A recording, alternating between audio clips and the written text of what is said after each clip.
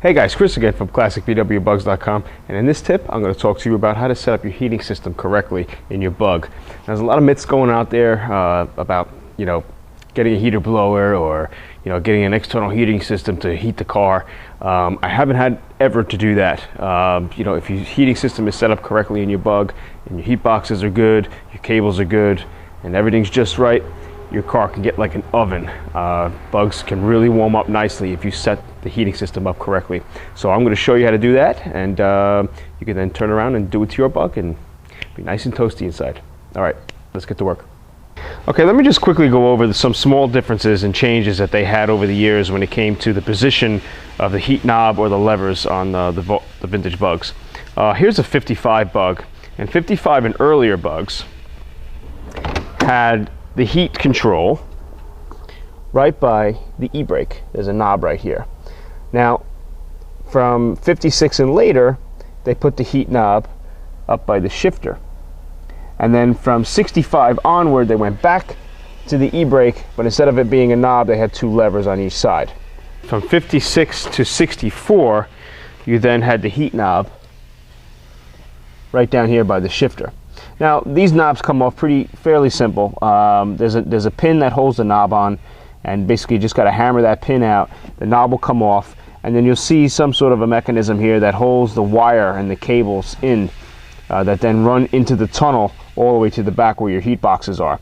When you got to put these cables in on cars like this, from what the manual states, the cable is all joined together. You get one long cable, and you'll notice there's a bend in the cable, and one side is longer than the other. The longer side's got to go on the driver's side, the passenger side, the right side of the car. That's basically what the manual states. So that's that. Let's move on to a 68 Beetle now. All right, now here's a 68 bug that I have up on the lift for you, and I'm going to basically show you, some of the reasons why you're not getting heat in your bug. Like I said, in 65 and onward, bugs basically had the heat systems set up the same way throughout.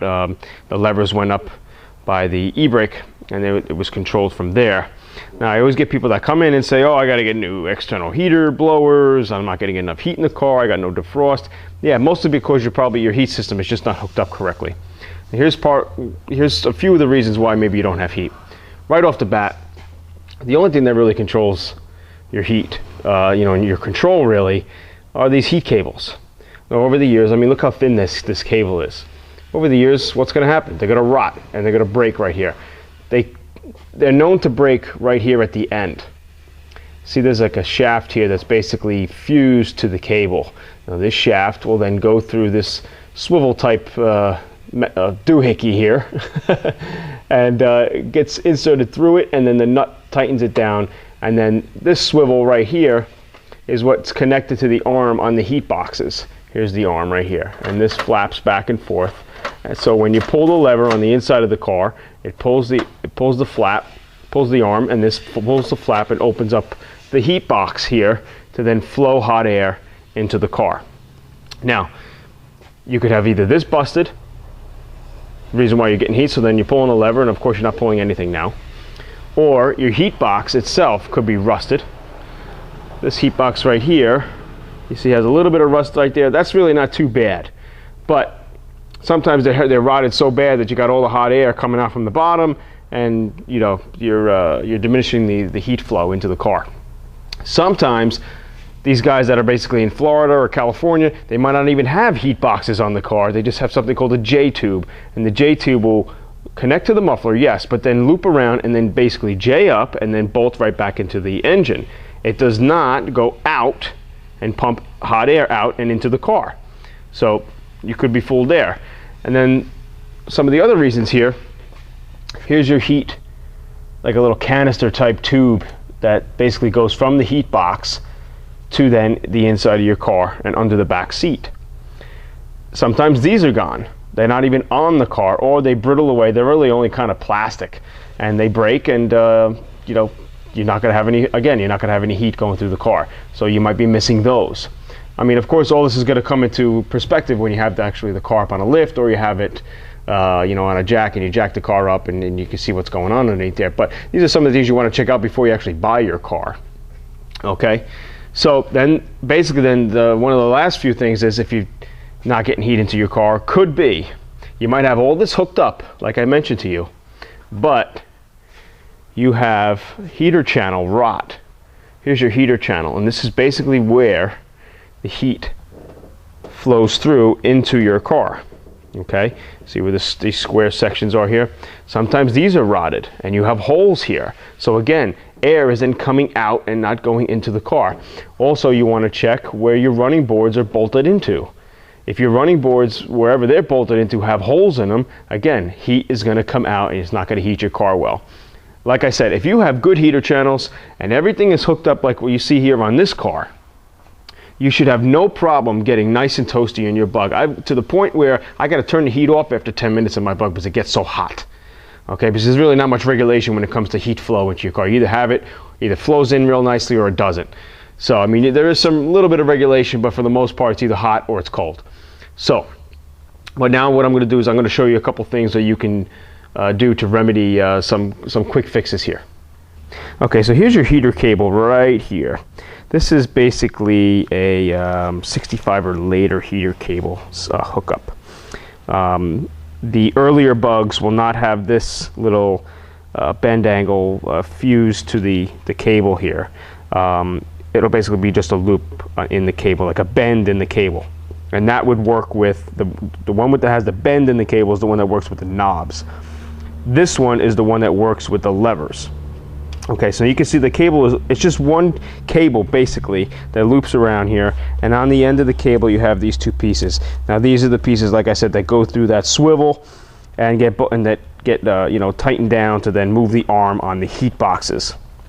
Okay, so basically, if you have to, if you got to get new cables and you don't see cables sticking out from the tunnel, like I mentioned to you before, then you might need these.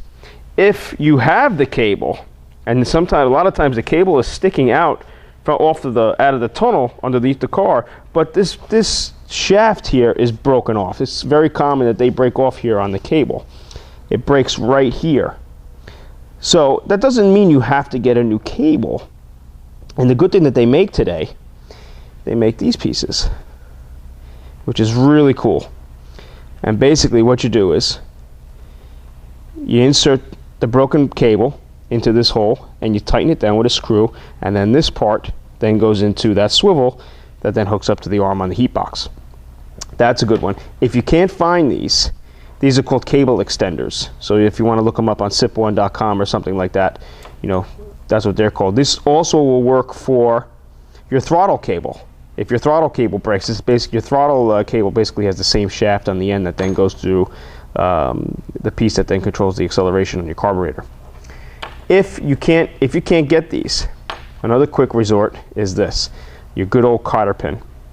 What you can do where the cable is broken is basically then insert the cable through the eye hole here and just bend the cable around, get a pair of pliers and bend the cable around to then fasten onto this end of the cotter pin, and then this cotter pin will then go through that swivel that I showed you that then gets bolted down.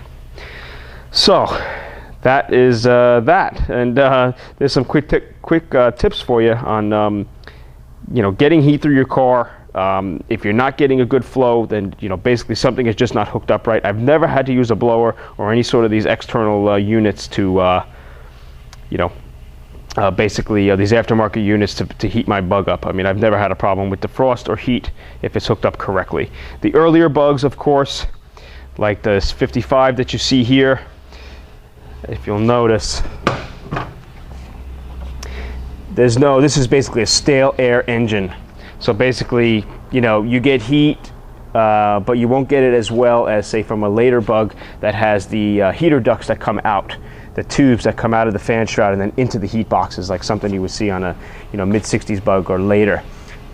These were called the stale air bugs, and basically you got heat when the car was running. If the car stopped, you pretty much didn't get much heat. So let me show you then the 62 vert we did.